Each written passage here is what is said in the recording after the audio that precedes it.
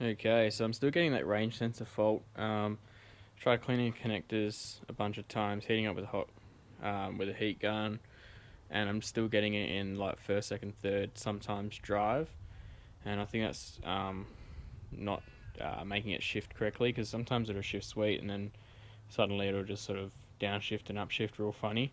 So I think it's because it's got that range sensor fault. So with the original harness that I got with the motor, which is a later series, it's an '05. I'm using a harness out of like a 2001. So the range sensor is a little bit different. It's a singular plug on this one, and the one I got now is just two plugs. So I'm going to chop the harness off this one. Just chop it here, and then strip back the other harness on the car and wire this one in, so I can use this range sensor because I know this one works. Because the new range sensor is about 150 or so. I can get one on eBay for like $50, but I'm going to a roll racing event in a couple of weeks, so I don't really trust eBay is going to get it here in time. And also, if it's not actually the range sensor, it's actually the plugs, because the plugs have like glue in them. Then I'm sort of killing two birds with one stone here. If I get a new range sensor and it turns out the plugs, I'm going to be kicking myself. So I got this for free, so I'll just chop it off. I've spent a few hours wiring it all up, and it should fix my problem. So this is the switch. It's kind of a bit hard to see from down here, but I've got the park neutral switch on the side of the gearbox here with two plugs. And yeah, I've tried taking those two plugs out. They're a bit ratty anyway. I'll take it out and show you, but it's a bit stuffed anyway, so I kind of didn't really expect it to work. These are pretty renowned for not working.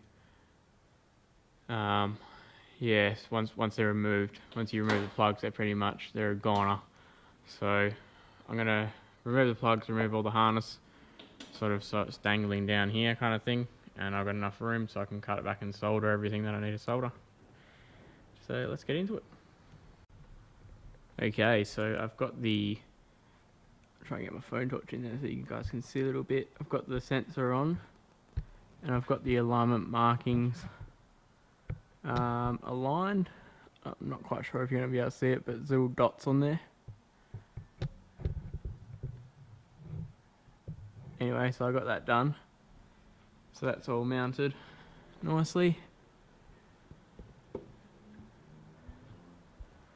So what I've done is pulled the harness back. I had to drop the gearbox down just a little bit to get the harness from on top of the gearbox. It's very tight up there. So I pulled it down, stripped off the conduit, and these are the plugs. Plugs don't look too bad, but there is like a bit of glue in there. Just turn the phone torch off. So there's a bit of glue in the plugs, and they're a bit manky.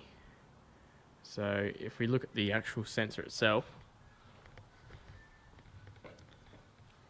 it's a bit cracked. It's a bit old. The new one's a lot nicer. So now I just got to wire it up, and it should be cooking with gas. So I've got the plug here with my wires. I got my wiring diagram on my computer. So now I just wire it up, and fingers crossed she works. Sweet. Okay, so I got this schematic kind of printout thingy of both switches. Now the colours on them are not really the right thing, like the colour they say here. It doesn't really cross-reference. Obviously this would be GM for a certain car, Silverado or something like that, and this is Holden, so they have their own wire colours. But it turns out that obviously this is off a Holden, and this is a Holden harness. They haven't actually changed the colours, which is pretty cool. So green went to green, and brown and blue went to brown and blue, which is pretty handy. So I've soldered all these ones together. This is off what used to be on the bigger connector on the old style. Still got the 4 left on this one. Those wire colours are pretty similar, like white is white, blue and white is blue and white, grey is grey, but then yellow and red is actually just plain yellow. But other than that, yeah, it's all pretty much the same. So I've soldered all those ones together. I've got my heat shrink on here, so I'll just pull the heat shrink up now, heat that up, and then I'll do these last 4, wrap the harnessing conduit, and then run it down. You can see that yellow wire I was talking about just there. So it's just plain yellow on this one, but all the yellow wire colours are the same. So now I'll just chop that one, do those ones, and fingers crossed that what it was, otherwise I've got another wiring issue further up, which is a pain in the ass, but you know, you get that. Okie dokie, so it's all back together again. I had to take this fully out to get the harness through because the plug's a bit bigger and it doesn't fit through my little hole there. But she's all plugged in now. Not that you can really see much, but should all be working now. So if it's not working, then the connectors on the ECU are obviously the pins aren't in there or something like that. But I don't think so, because it was kind of working sometimes then not working. So I think it was like a bad connection kind of issue. So let's put it down now and plug the computer in and see if it works. Okay, so I've got it all plugged in. I've confirmed that I am getting, so I'm in reverse now. So just make sure that the reverse lights work, because that's part of the switch. It's a bit hard to see, but they are in fact working, so that's good. They were working before. It was just first, second, third drive I was getting the error. So we'll run code check, no codes. Go back to first, read the codes, and no codes. So I'll go second, nothing, third, nothing. So it's all working. Thank fuck for that.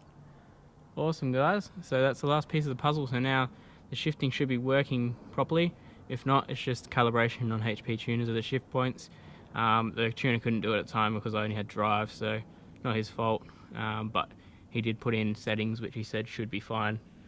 There's not much to it. It's just RPM versus speed, and what RPM you want it to shift at, what speed you want it to shift at. So should be pretty sweet now. So ready to drive.